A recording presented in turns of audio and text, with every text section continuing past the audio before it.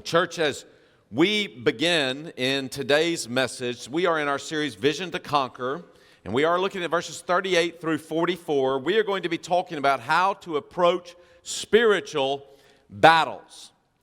Now, we began by reading verses 38 and made our way down to 44, but I would like to back up and read verse 36 and 37 to remind us of the context in which we are talking about today.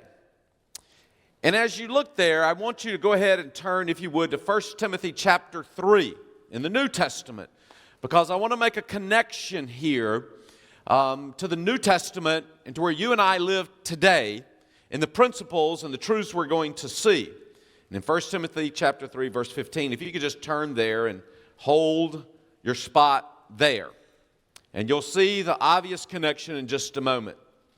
In 1 Samuel, back to our main text, chapter 17, 2 verses prior, 36 and 37, it says this: "Your servant has killed both the lion and the bear." This is David talking to Saul. "This uncircumcised Philistine will be like one of them because he has," and if you would underline this, "defied the armies of the living God." Defied the armies of the living God. "The Lord will deliver me from the paw of the lion, and the paw of the bear will deliver me from the hand of this Philistine."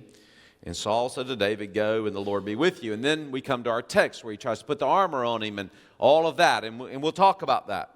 But now in 1 Timothy 3:15, Paul is writing here and he says, "If I am delayed, you will know how people ought to conduct themselves in God's household, which is the church of the living God." Would you please underline that? Which is the church of the living God, the pillar and foundation of the truth. Okay? What David knew was this Goliath, this giant, was defying the armies of the living God. What Paul is saying is that we are the church of the living God. Now, you and I may struggle with saying, what is the purpose of the church? Why do I come? Why do I attend? Why do I support? Why do I serve? And I believe the church is under attack in regards to its place and its purpose in the world today. It's been discredited. It's been said that it doesn't have purpose, but I'm here to tell you today that we have purpose like none other. We are here to serve the Lord, and we're to serve Him faithfully until He returns. We've been given a commission to make disciples, to share the gospel, to tell of Jesus' sacrifice on the cross, His death, burial, and resurrection. And we know that that is what changes the heart. And that's how we receive Christ as our Savior, and the Holy Spirit comes in and lives. We have a mission to hold to in that regard, which we'll talk about later on, but that is the call of the church of the living God. Not the dead God, but the living God. And just as David felt this motive inside of him to protect and uphold the armies of the living God that were being defied, we should have the same for the church today. Our motive and motivation should be the same as David's, and that is to fight spiritual battles that come against the living God, whether it's the armies of the living God or the church of the living God. And the reason I'm trying to make this point to you is simply because you say, well, I don't see any giants like the one described in 1 Samuel 17. I don't either. But I'll tell you this, there is much today that is defying the church of the living God. And I want to have that same heart that David had. I want to stand for the living God. I want to fight for the church of the living God. And I do not want to back down. I do not want to be belittled. I don't want to live in fear. I want to go forward, fighting spiritual battles in the strength that God gives us as the church of the living God until He returns. And so the application is just as relevant for us as it was for David. So would you please take that and hold that in your heart. Let God use that. And we're going to see now in these 7 verses, verses 38 through 44, that a decision had been made. Saul determines, okay, David, you go fight the Goliath. I agree. I support you. Now let's prepare for the battle to take place. And so we are going to see today that there are three approaches to fighting spiritual battle. There's only one that really matters. There's only one that is right. We're going to see Saul's approach, David's approach, and of course Goliath's approach to fighting battles. But there's only one that really matters, and it was David's approach that we'll get to in just a moment. Here we see Paul's perspective. We're going to see David's, and we're going to see Goliath's perspective as we look at all of this. Now here's what I want you to be able to take away from this. I want you to see that we will see the difference between solving problems our way versus solving problems God's way. Saul's going to try to solve it one way. The Goliath had a way that he was going to solve for his people the problems before him. But God has a way that he would solve this problem through David, and we can learn from that. Now, do you have a problem today? Now, I'm not talking about with me. I hope you don't. But everybody's got problems, right? You got problems, I've got problems, and if you don't have problems right now, just wait till lunch, you'll probably have a problem. Or this afternoon, or sometime in your life, you will face problems. Now, I'm not just talking about problems of life, I'm talking about spiritual problems. I'm talking about facing problems that are in the spiritual realm. Doesn't the Bible say we fight against not flesh and blood, but against powers and principalities and angels, things from the dark world? And the answer is yes, we do. Now, sometimes we forget that, and we don't realize that what we're in the midst of is a spiritual battle. But we've been told to put on the armor of God and to put it all on, which is a picture and a definition of right relationship with God in order to face spiritual problems. And you're going to have them, I'm going to have them. David's having it here, and he's stepping up on behalf of God's army. So we ought to listen closely, learn carefully, and grasp completely how God wants us to solve our problems. And so to do that, I want to talk about the three approaches to fighting spiritual battles. The first is Saul's approach. This is verse 38 and 39. And it says this, "Then Saul dressed David in his own tunic. He put a coat of armor on him and a bronze helmet on his head. David fastened on his sword over the tunic and tried walking around, because he was not used to them. He said, 'I cannot go in these,' he said, and Saul, 'because I am not used to them.' So he took them off." Have you ever been planning a trip? Maybe you're going to take a road trip somewhere, and you do the planning, you know where you're going to drive, the hotels you're going to stay in, where you're going to go for the week, all of that. That's one type of planning, but that's planning, right? But then when you go to pack the car, you have a lot of little kids. I was reminded of this. I saw Josh and Kate unpacking their car yesterday. They had taken a trip down to see Noah and Hannah, and they were on their way back, and we happened to go by there and just see them. They were unpacking, cleaning up, all that. So it made me reminded me of all the packing and unpacking that goes into a trip for a family with children. I mean, it's unbelievable what you've got to do. You've got to remember to pack your luggage, their snack, your snack, all the emergency things you need for the car. And just, I mean, it is endless. And every time you go on a trip, you're typically going to forget something that you needed to take. And you go, oh, I forgot that. But the preparation for the trip is par for the course, right? And so that's a very practical thing for us to think about. But and most of us, maybe some of us here for sure have prepared for war, and you know what that takes. But I'm trying to give a practical thing if we have not been to war. But you've got to understand, this is a practical thing that they're doing in preparation for war. Saul says, okay, well, what I want you to do is you try on my armor.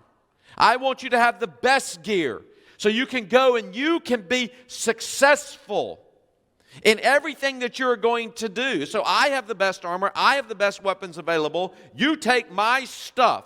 And I think what we're seeing here is this is Saul's perspective on what it's going to take to win the battle. And it's preparation for the battle, which is understandable. But here's the problem. It was not God's perspective. See, Saul planned to send David into battle with his armor and his sword. And David tried it on, but he was not comfortable with the gear. It reminds me when I was growing up, we'd have a big snowstorm, and when I was little, my mom would say, okay, Mark, you can go out and play, but I don't want you to get cold. Well, it's wintertime. You're supposed to get cold. And I don't want you to freeze to death. She's for sure I was going to freeze to death. So she'd layer me up and put so many clothes on me. This is how I go out of the house, like this. I mean, how are you supposed to enjoy the snow like that? You can't even get on the sled. You go to bend down and you just fall over. You know, I have so many clothes. And I say, yes, ma'am. Go outside and take half of them off and go have a good time. I mean, that's what I did.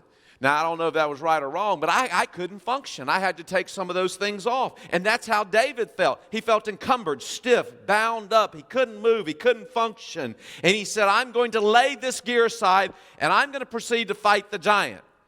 Now, I promise you, the soldiers on the sidelines, those too fearful to face the giant, were all saying to themselves, David is doomed. He doesn't have armor. He doesn't have a sword. What is he doing? What is about to happen? I mean, this was a climax of potential defeat in their eyes like never before. But not for David. He knew, this is what he knew, and we need to learn, is that the tools were secondary to proceeding with God's presence. See, that's the difference. With God's presence, David's tools, that of a sling and some stones, were all he needed. He wasn't trusting in the tools, nor was he trusting his strength with the tools to be successful. He was trusting in the presence of God first. Not the armor of men, not the ways of men, not the way that they looked at it. Now, this application for you and I today is very relevant. There are ministry tools that come in all types. They're readily available for every person, every minister, every person of God. You can have any kind of ministry tool you want. But a ministry tool, and listen to me, ministry tools are not bad things. It could be a book written, a song written, some type of program. It can be an event. It can be anything that man puts together in the name of God. The question is God leading you to use the tool? And if you use the tool, don't let it precede the presence of God. Too often we trust the tools to be successful for God instead of God be successful with the tool. There is a big, big difference. And you've got to understand it's not just the tool. So I'm going to use this tool and everything's going to be great. And we're going to be successful. And we're going to tell God how successful we've been for Him. But we got to remember that we are fighting spiritual battles. We should pray a prayer like this: God, don't let me use a ministry tool without your presence and guidance to make them successful for your glory. That's the kind of prayer we should be praying. If you flip one chapter over, I was reading the other night, just laying in bed, just trying to take the full context in, and I was in chapter 18 and found my way down to verse 12 and was struck by this truth, which I'd read before, and maybe you have as well. But it says, Saul was afraid of David. He became very jealous of him because the Lord was blessing him everywhere he went. The people saw it, people noted it, and it made him very paranoid and jealous. So Saul was afraid of David. Why? Because the Lord was with David, but had left Saul. Do you know how significant that is? That it says over and over again, the Lord was with David. But it says that he left Saul. That's big. When we look at this story of this giant, and we're talking about a slingshot, and we're talking about some stones, and leaving armor behind, please understand it is not about the tools. It is about the presence of God with David that made him successful. I want you to turn, if you would, to an Old Testament passage that really brings this forward, and that is in Numbers chapter 14. This is such an interesting text. I don't know if you spent a lot of time here reading this, but in Numbers chapter 14, I really am going to put the emphasis on verse 41 and following, but let me read 36 to kind of catch up the content here so we can make this spiritual point. It says in verse 36, so the men Moses had sent to explore the land, you remember that, who returned and made the whole community grumble, you remember that, right, against him by spreading a bad report about it. These men responsible for spreading the bad report about the land were Do you remember this? They were struck down and died of a plague before the Lord. Of the men who went to explore the land, only Joshua son of Nun, Caleb son of Jehoshaphat survived.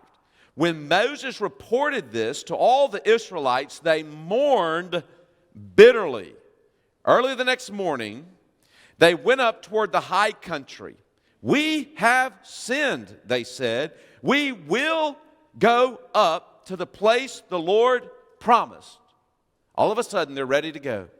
They acknowledge they've sinned. They're ready to go. That seems like progress, right?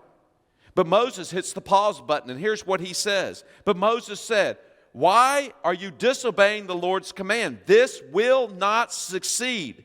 Do not go up because, here it is, are you ready? Because the Lord is not with you. You will be defeated by your enemies, for the Amalekites and Canaanites will face you there.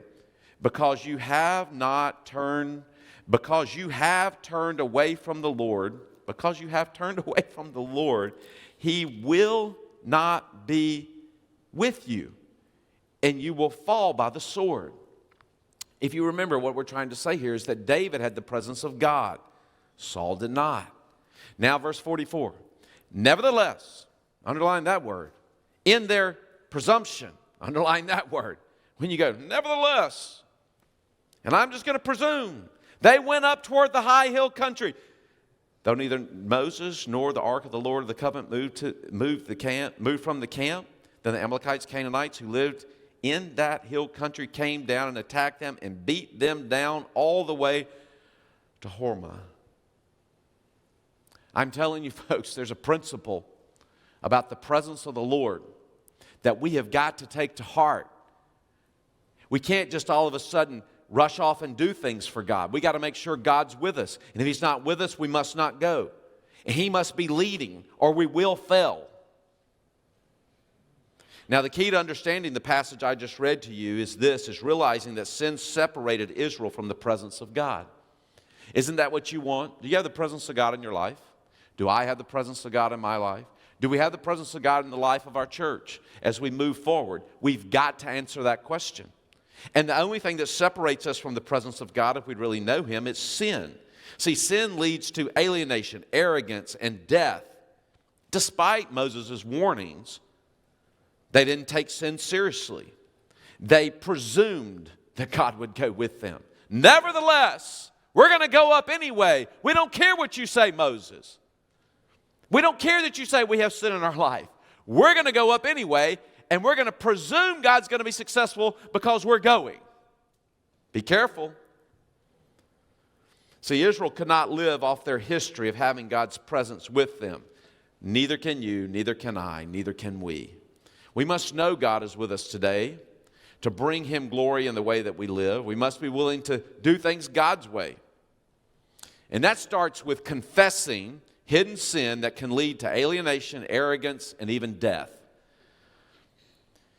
If we don't take serious sin, we will not have the sweet, rich, calming, wisdom-filling presence of God with us. And we may know Him and we may claim we're going to do things for Him, but we've got to make sure we have His presence. Here's some good questions to consider. Are we currently denying, covering, rationalizing, justifying, minimizing, or normalizing any personal sin? Great question to ask. Are we willing to ask God to reveal if there's any sin in our life? And if so, confess it. Let God forgive and heal so that we can have the presence of God. Now, many people don't like to preach on those kind of things because people get a little touchy when you talk about personal sin. I've never had a problem preaching on it because I know it's the thing that keeps you and it keeps me from the presence of Almighty God. Why not be set free from it? Why not deal with it? Why not confront it and preach about it? Because it's the very thing that keeps us from God's presence. It's been said that sin is man's declaration of independence from God, while confession of sin is man's declaration of dependence on God. And how true that is. tools and methods, they're not wrong until we place the tools and the methods ahead of the presence of God and His ways. We've got to learn that. That's what we can learn from Saul's approach with the armor. Now let's take a look at David's approach. David's approach is authority. You may not see that right off, but you're going to see it as we talk about it. It's very clear here. It says in verse 40, then he took his staff in his hand. He chose 5 smooth stones from the stream, put them in the pouch of his shepherd's bag, and with his sling in his hand, he approached the Philistine. What we have here is the sling and the 5 stones. That doesn't seem very powerful, does it? In looking at it, it doesn't seem like it'll be very effective. Now, will it? But when you rehearse and look at all the ways that God has worked through the Bible, just take like, for example, Jericho. Marching around the walls. And all of the intricacy of how many times and when and what to do for the walls to fall. Can human reasoning even come close to coming up with an idea like that to win a victory? The answer is no. I can't come up with that, and I don't think you can either, but that's how God works. Who would ever come up with the idea, get a sling and some stones? Those will be the tools, but that's how God works. He works unconventionally because it's not about the tools, it's about His presence. That's the difference maker. So here are David's tools, the 1 staff, 5 smooth stones, a shepherd's bag, a sling. They were used, listen, they had some history of success because they were used to kill the lion and the bear, and now they would be the tools used to face and kill the giant. God used these tools to train David with these tools. And what He used in the past, He was ready to use in the present. Don't discount the simple tools. They can be the effective tools. You know, there's a whole battle about what tools work in ministry. Let's just kind of talk about some of those. There, back in the day, people used a gospel tract. And they're here, pass these out and people will get saved. Tell people about Jesus. The tract is a tool. We are the vessel. The vessel is the most important piece. If the presence of God and the Holy Spirit is pouring through the vessel, and the tract can be used in a successful way, yes. Past, present, future. I don't argue that. But some people will say, well, the tract is irrelevant. It's antiquated. That doesn't really work anymore. People don't respond to that. We would rather put a concert on, serve lattes, and reach the lost. And I'm not against concerts or lattes. I like both. And I think God can use those too. I think when we say there's only one tool that works, now we're in trouble. Because if it's a one-tool method, that this is the thing that matters, it's kind of like, and please don't get me wrong if you own one, a Stanley cup. That's the only cup you can drink pure water from and it be beneficial to you. Did you know that? I'm just teasing. You can drink it from any cup as long as the water's pure. But my point is we tend to gravitate toward what is popular. But it's not what's popular, it's what's powerful, and it's the presence of God that makes the tool usable and powerful. Whether it's a track, whether it's a concert, it doesn't matter to me. What my first regard ought to be is that it is the presence of God in me. The proper tools in the hand of God can proceed with the authority of God. Think about this. If David didn't have the physical power to wear Saul's armor, he could barely put it on, he could barely move in it. If he didn't have the physical strength to wear the armor, where was he going to get the physical strength to take care of and kill the giant? I mean, really, come on. How are you going to defeat a giant if you can't even wear the armor? The answer is that serving God is not about physical power, but spiritual power. See, David approached the giant. Listen, now this is so important. We've got to grasp this. He is taking these tools, these antiquated tools, and he is approaching the giant in the authority of God. So you really have to grapple with answering this question. What is the difference between authority and power? Power is physical strength. Authority is God's strength. It's been said, raising this question, how can a 170-pound state trooper stop an 18-wheeler? Is it on his physical strength that is power, or on his authority that is behind him? It's the authority. He flicks on the lights, and the person driving the 18-wheeler that's rushing down the highway at whatever speed, he doesn't get out and physically stop the truck. But when the lights go on, that speaks of authority. And because of the respect for the authority that the trooper has, he pulls over. And whatever the issue is, it's dealt with. For you and I, we have been given an authority in Jesus Christ. A lot of believers don't know how to access that authority or use that authority. And it's the authority that overcomes spiritual problems, not the physical strength we have. Didn't Jesus tell us in Matthew 28:18-20, that all authority has been given to me, that is Jesus, in heaven and on earth? Think about the scope of that. Go therefore, based on what? That authority. Go based on your own strength? No. You go on the authority of Jesus and make disciples of all nations, baptizing them in the Father, the Son, and the Holy Spirit, teaching them to observe all things I have commanded you. And lo, I love this part, I am with you always, to the very end of the age. That's the presence of God. And there's the two keys we've been learning this morning. The presence of God and the authority of God that comes in Jesus. We should pray prayers like this. God, help me approach my giants in your authority, not just my power. Hey, that's what I need. I don't know about you, but that's the only way I'm able to put them in perspective. I don't want to forget the confidence that can come to me to face and overcome giants based on the presence and the authority of God. It's powerful.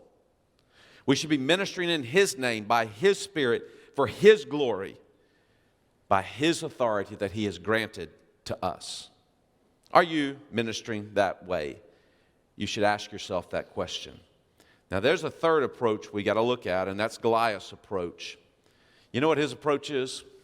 It's one that's promoted in the church, even outside the church, by lost people, which I get. If you don't know Christ, this is how you operate.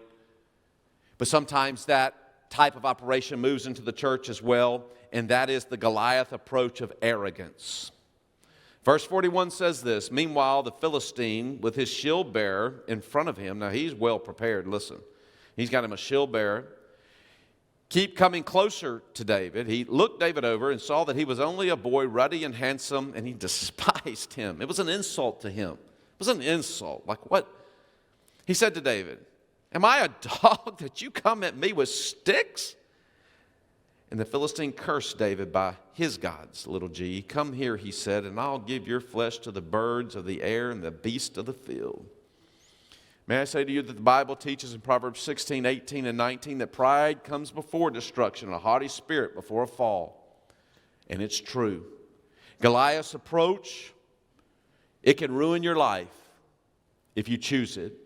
Such an approach believes that you are, as Goliath thought he was, untouchable and unstoppable. Let me tell you something. God can do, the God with big G does whatever He wants, whenever He wants, however He wants. And Goliath was about to learn that. So verse 40, David approached the Philistine. He would draw near to the Philistine. And as he did, there would be a verbal assault, which I categorize as the last aggression that could have kept David from facing the giant. He could have turned. He could have run. And this verbal aggression of despising him and saying, who do you think I am? Come here. I'm going to take care of you. I'm going to take your life. That could have been where he turned. But he didn't. When Goliath said, come here, what did David do? He said, okay, here I come. And Goliath regretted saying those words because he would lose his life. You and I have got to learn how to engage our Goliaths. But we've got to do it with the presence and the authority of God, with the tools God gives us for God's glory. That's the bottom line. Here are your three approaches. You got Saul's approach, preparation and tools.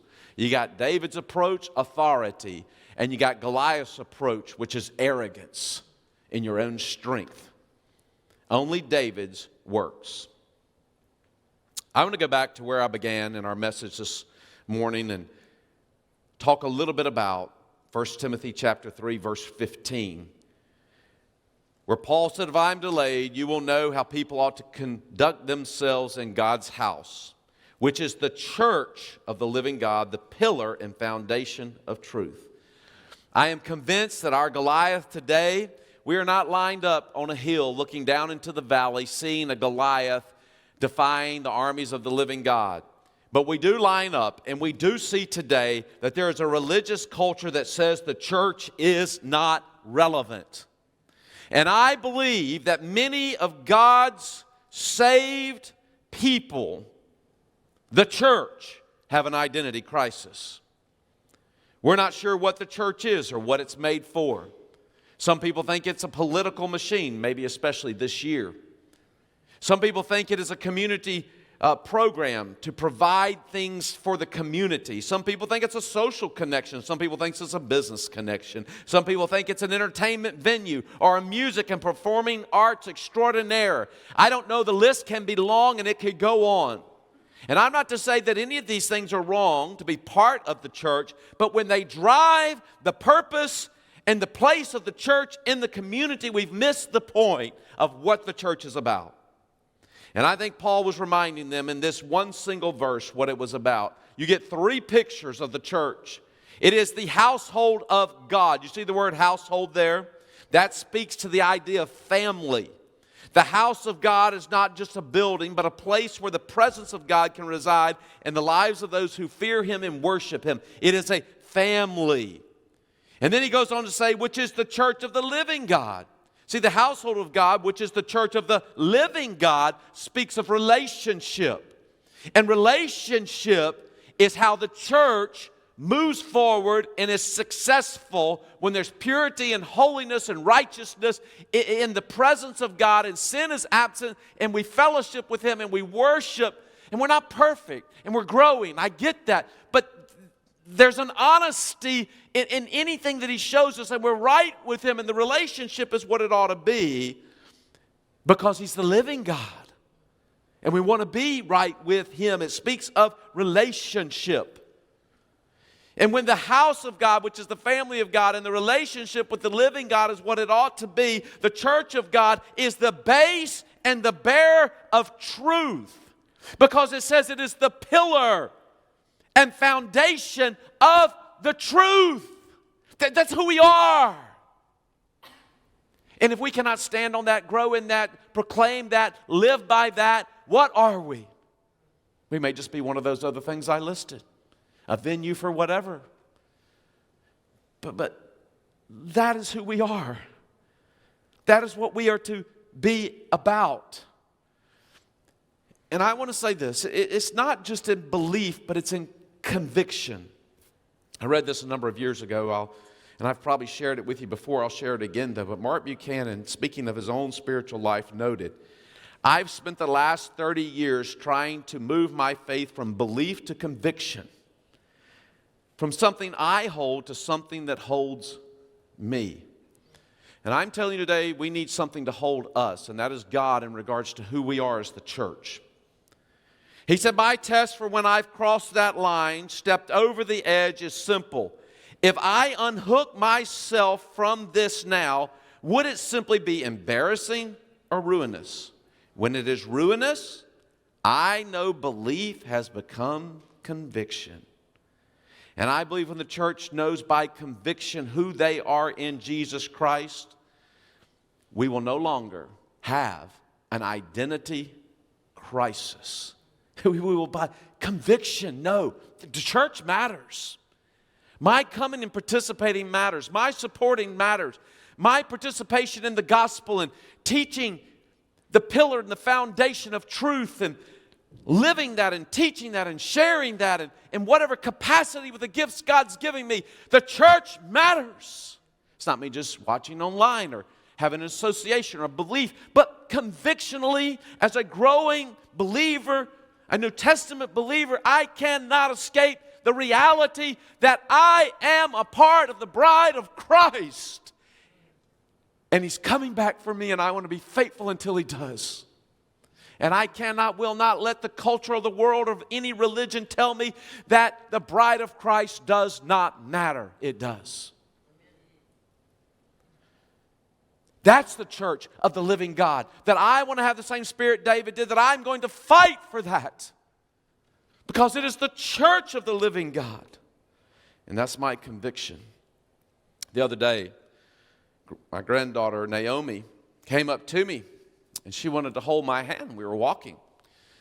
And we began to walk along, and then she'd want to pull away and do her own thing. Then she'd run back, want to hold my hand. And we'd walk along a little more, and then she'd want to run off and do her own thing. And I'd say, oh, come back, come back. You got to hold my hand. And she'd try to run off again. Well, that's a great picture of what belief is. It's on Naomi's terms when she wants to hold my hand, and she's okay with that and identifies with me in that way. And that's a lot of the way people treat the church. But let me tell you what I did to Naomi. I said, Naomi, this holding the hand thing, it's not really working. I just scooped her up like this, and I held her. And then she just relaxed, and she relented. Now, that's conviction. When I fully believe, and I can fully surrender and let God fully hold me, and I don't do it my way, but I do it His way, and I'll say, God, I'm yours. You hold me. That's conviction. We've got some very precious believers who are saved. They're going to be in heaven, but they're treating the church as a belief, not a conviction. We need revival so that all believers will say, the bride of Christ, the church of the living God matters. I'm going to be a part. I'm going to be faithful. I'm going to serve. I'm going to find my place, and I'm going to be faithful to the very end. I'm going to make sure that my lamp is full of oil before the Lord returns. And I'm going to be ready. I won't be caught off guard. I will be the part of the living church of the living God until He returns. Let's go to the Lord in prayer.